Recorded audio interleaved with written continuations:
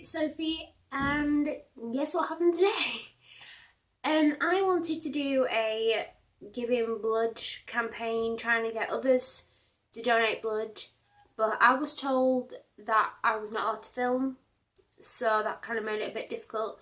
So instead, I'm going to tell you about my experience, my first time donating blood, and there's my battle wound.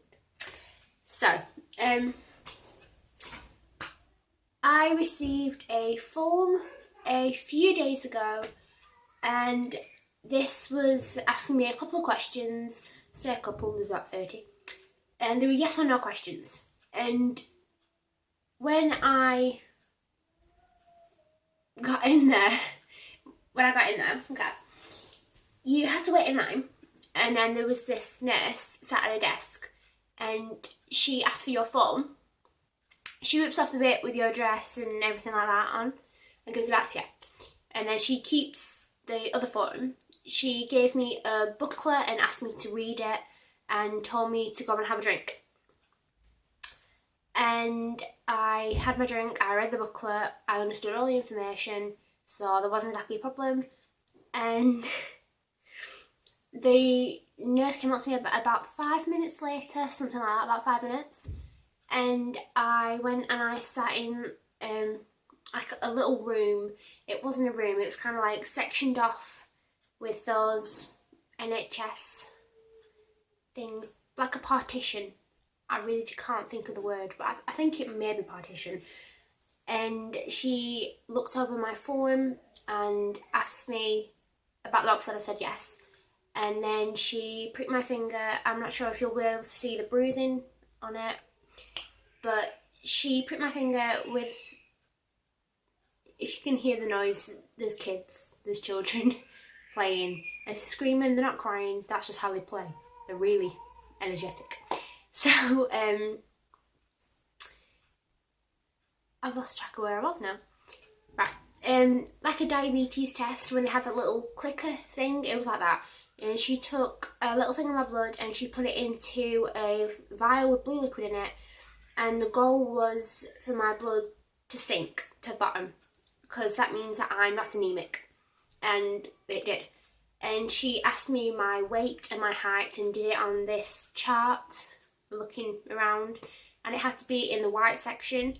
If it was in the grey section, then you couldn't donate blood. And after that, I was asked to go and sit in the chair in a different section. And then another lady came up to me, sat down. She spent ages trying to find a vein in my left arm, and it wouldn't work, so she went to my right arm instead. And because I'm not sure if you'll be able to see it, but like, as you can see, my arm, a normal vein will go through there. Mine got through the side, which made it difficult, and the tape kept moving. That was painful. I wasn't bothered by the needle going in. I wasn't bothered about the tightening of the blood pressure thing. I can't think today, I really can't. But there's an explanation, I'll get to that. And you could feel the blood going out, but I kind of found that funny. And I looked over and I could see the blood coming out of me. And I was laughing, I was thinking, well, that's coming out of me, I made that. And when I'd finished that bit, I was all done. It took about 5 minutes. She said it would take about 10 to 15 minutes. It only took about 5 minutes for me. And when I went back in, like, I moved from there and I went and sat down with this other nurse and I had a biscuit and a drink. This is the exciting bit, if you will. I felt a bit sick, and then the nurse looked at me, and then I kind of like blanked it a bit, and then I remember another nurse grabbing hold of my arm saying, "Go to the chair." And I blanked out again, and I came back around, laid on the floor with an ice pack on my back and a pillow under my head, and a nurse in my face asking if I was alright. Again, they're just playing. I bet you can't even hear that. But yeah, and a nurse in my face, and she asked a different nurse to come up to me, and he was stood there talking to me, and he said he wants to try and get me to the chair because it's a bit more comfortable. To be fair, I found the floor very comfortable. It was all carpeted, I had a cushion, I found it comfortable, and it was like comfy. I didn't want to move. I felt alright, I just didn't want to move. And then he said, "Are you alright to move now?" And I said, "Yeah."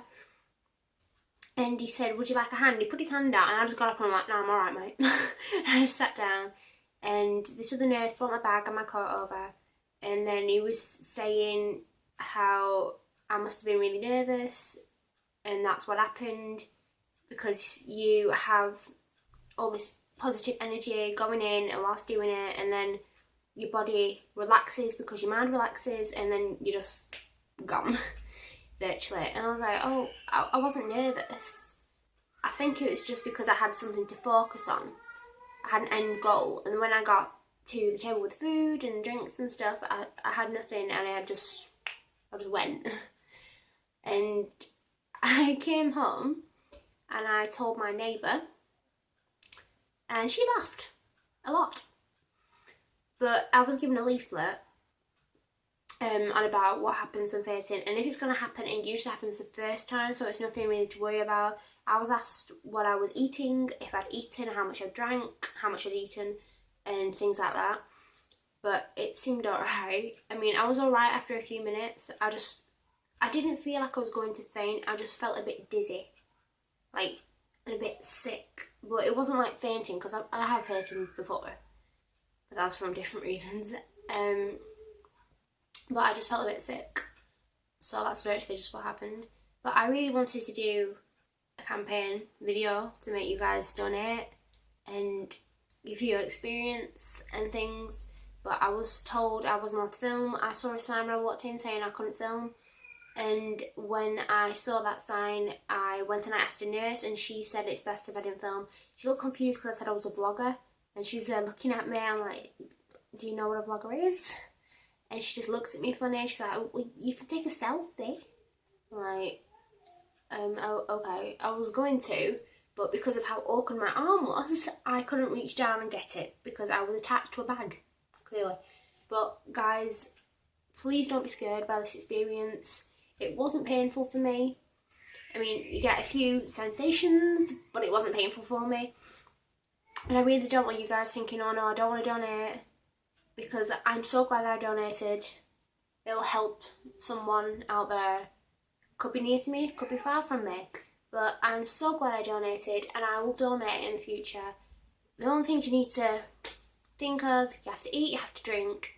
It's best if you bring something to distract you, like a book, a phone, a person, and if you're aged between 17 and 65, that's the age to donate for your first time. And you just have to make sure you don't have HIV, you don't have hepatitis, you don't have Creutzfeldt-Jakob disease, which is a type of dementia. And I think that's virtually it, but you get given a form and you look through. I mean, I have asthma. As long as I didn't have steroids a few weeks previously, like a few weeks prior to my donation, it's perfectly fine. And guys, I really, really hope you do donate. I mean, it will save so many people, and it feels all the better for it. I'm so glad you guys have been watching my videos. Have a great day. Bye guys.